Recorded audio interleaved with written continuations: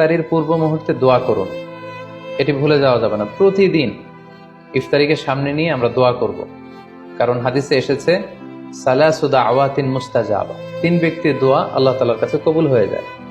এই দোয়া আল্লাহ কখনো ফিরিয়ে দেন না। এর মধ্যে একটা দোয়া হচ্ছে দাওয়াতুস সাইম, রোজাদারের দোয়া আল্লাহ কখনো ফিরিয়ে দেন না। দাওয়াতুস সাইমি মাকবুল, এটা আল্লাহর কাছে কবুল হয়ে যায়।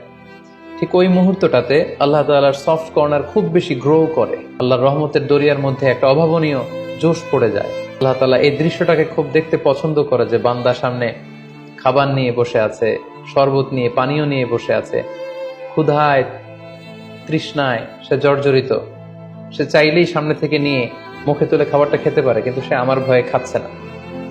তখন আল্লাহ তাআলা এই দৃশ্যটা দেখতে বড্ড পছন্দ করেন। ঠিক এই মুহূর্তে আপনি যখন বুদ্ধি করে আল্লাহ তাআলার কাছে চাইতে শুরু করবেন, কায়মনোবাক্যে চোখের পানি ছেড়ে, আপনি চাইতে দেরি হবে, এই দোয়া আল্লাহ তাআলার কাছে কবুল হতে দেরি হবে।